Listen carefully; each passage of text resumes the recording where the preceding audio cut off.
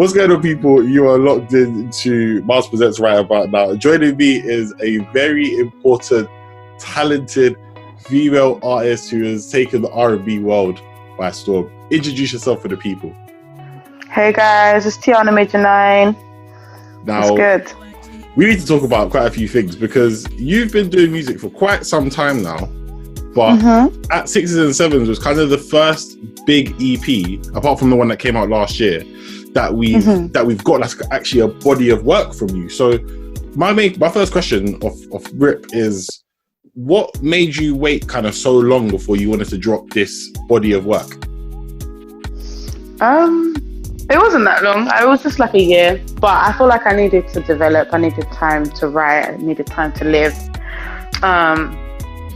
Just work, really. Just time to really just put my head down and just work on music. Did you? What was the kind of like exploration for you in that time period? Like, what was going through your mind at the time?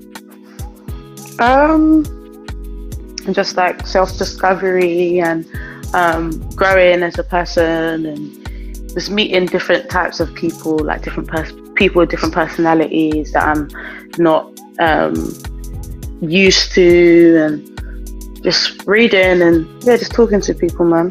Yeah, I hear that, because I think sometimes when you come out of maybe like a comfort zone or something, like it helps musically. Like I guess it will make you think of something that you didn't think about before, maybe, or is that just me? Yeah, okay, fair. I was making sure I wasn't chatting nonsense or something like. No. Yeah, but like let's get into this tape then, because obviously the main song, which a lot of people are appreciating, and there's quite a few remixes out already, is Thinking About You, and I mean that's a big record. I mean that's one of my favorite records of this year, solely for the fact that it's mixable. Like with WizKid's Smile, them two work perfectly. You know what I mean? Oh, okay. I've never heard that, but that's good. Thank you. Listen, I got you. Like, and obviously the song itself, like, it's got like a Caribbean dancehall background, but it works well with R&B. It's a really nice blend. So like, how did you get to that single in the first place? Like, because obviously a lot of this whole like tape is it's about being open with your emotions and being mature enough to handle emotions. But this song works so well in that kind of realm. So that song was produced by Waves Don't Die. With some help from like Benny Cassette and Progression, and but I wrote it in Waves studio, and I don't know. I just got to the session and he was like, "What do you want to do today?" And I was like, "Let's do a reggae song." And he's Caribbean too, so he was like, "Yeah, let's do it, man. Let's do it. Why not?" He likes reggae, and he was just having fun, really. And I was just writing what I needed to write, and then man, it literally just came together so easily. And then once like the song was done, I decided, okay, cool, like I would want to use this for my project. Yeah. And then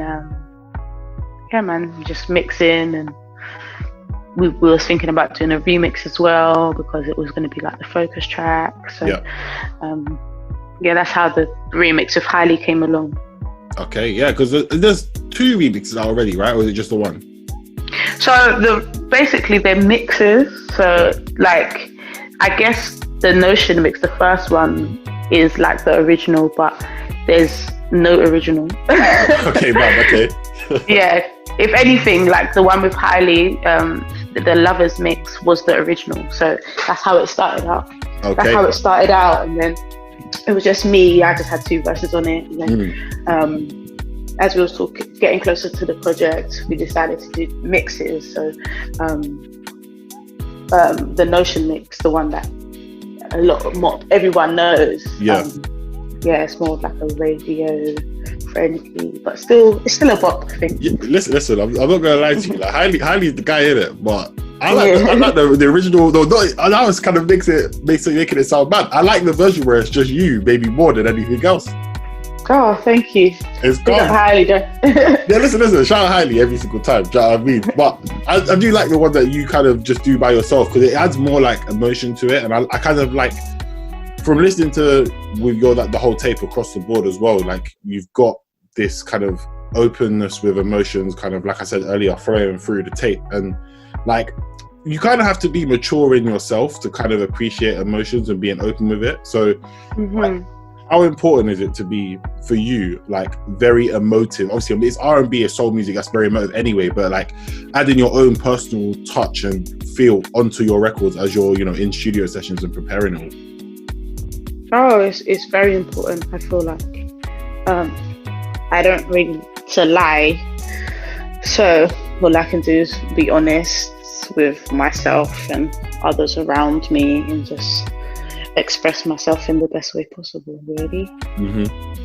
Yeah, I mean, that's kind of what you've got, like you said, you've got to do.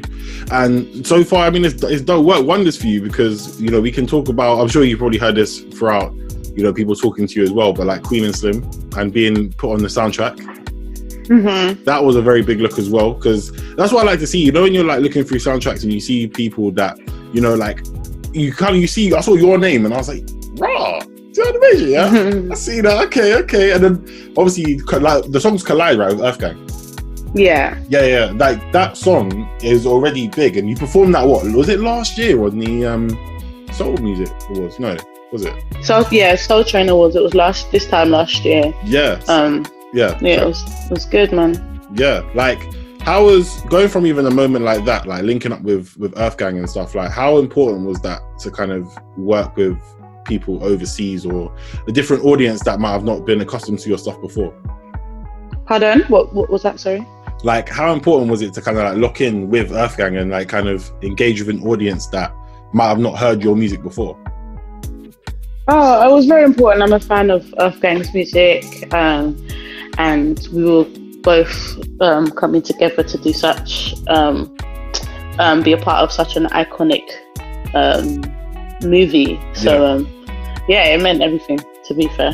Yeah, I mean, it was like, I mean, the film itself was already a madness, like, and enough people had memes of that saying, like, you know, the guy in the back. I can't even ruin the film for people who ain't seen it, but basically the guy who moved mad, that was 2020, literally just what? Oh yeah. But like, you know, like for you now, kind of where are you gonna go musically? Like, what's your plan? What's your thought process as you're gonna go into 2021? Because I think, listen, I want you to be like the biggest R&B singer in the world. You know what I mean? But thank you. No worries. But like, what's the plan for you? What's your natural development? Where do you see yourself going? I just see myself being everywhere, global, really. Just writing, making hits for myself, writing for other people. Yeah. Producing, being known for visuals. I'm trying to do everything. I mean, when it comes to, let's talk about the writing process for other people. So do you do that often, or you kind of getting to the point now where you want to lock in for yourself and kind of keep the best songs and lyrics just for you personally? Well, it's always going to be that for me, like always keeping the best songs. But I feel like I write good songs for, I feel like I write songs that are, other people can do justice, and that it could fit into their sound better than it can mine. So yeah, I'm focusing on myself, but I do have songs to possibly give to others later on down the line. Okay, fair. Well, listen, it's one of those situations where once you give a song to someone else, right, and they're singing it, and they sing it in a certain way that you don't, I would have hit that note different. It would have worked better for me if I did it this way still. Or is it just once you've given the song off, you've given the song off and that's it? No, I think I'm happy with it, really.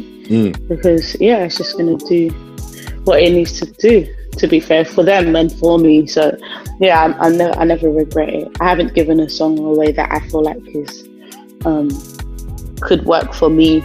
I don't think I would be allowed to do that. No, my team wouldn't allow me to do that. You just see a random Tiana Major9 remix come out of nowhere. It's like, what's going on there still? Let's talk about something else. That's been a big look for you.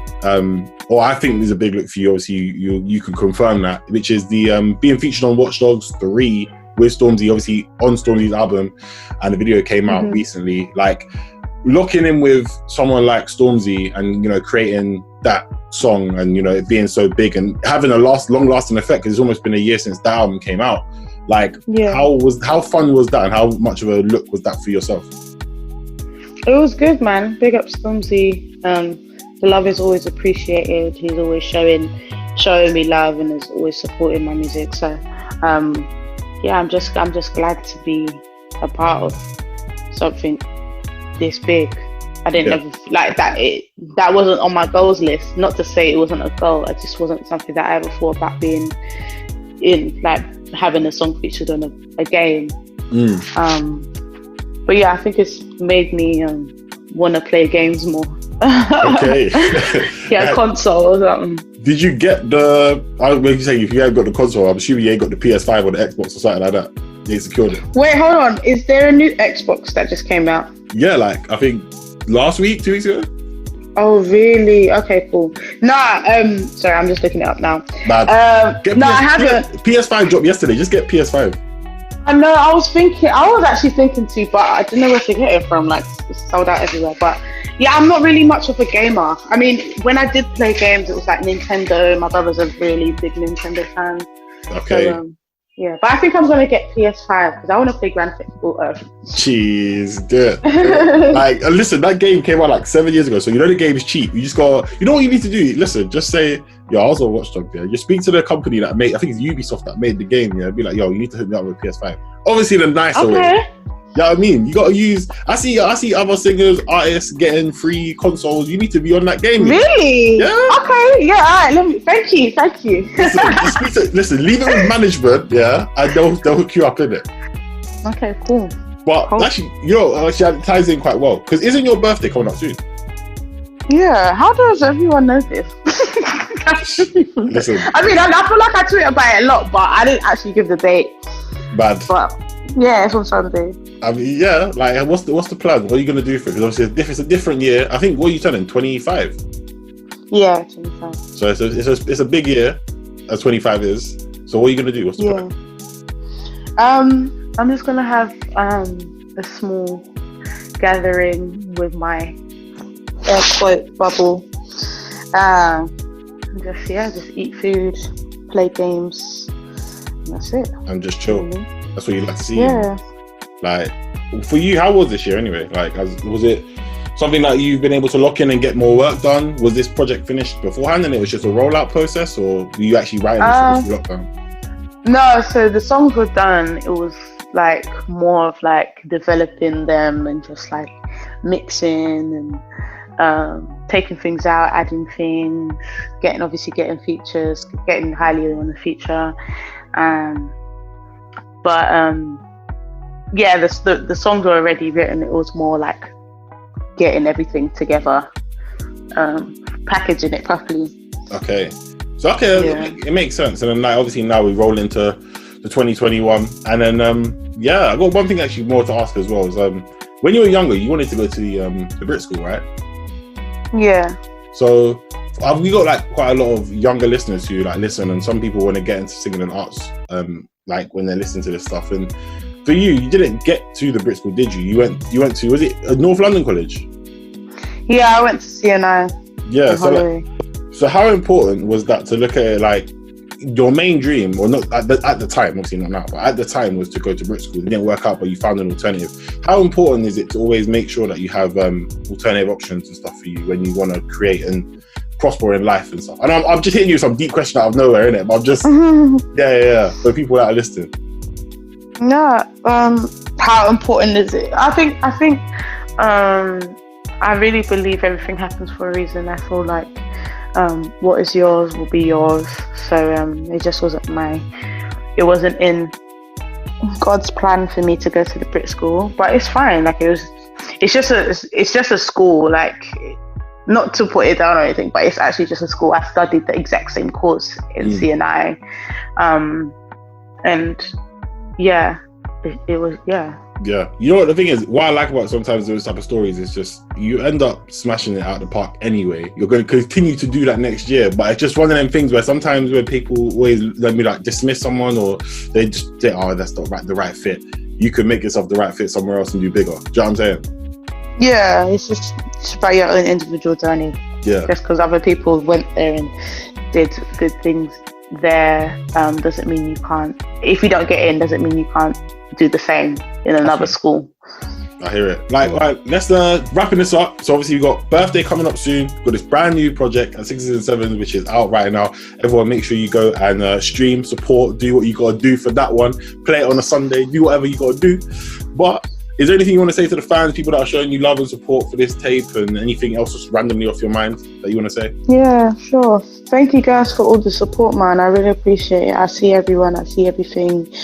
I'm listening to what you guys say. Continue to keep listening, keep sharing. Yeah, man, it's gonna be a good year. No matter what happens, no matter what's happening right now, it's gonna be a good rest of the year and a good 2021. So yeah, have a good one.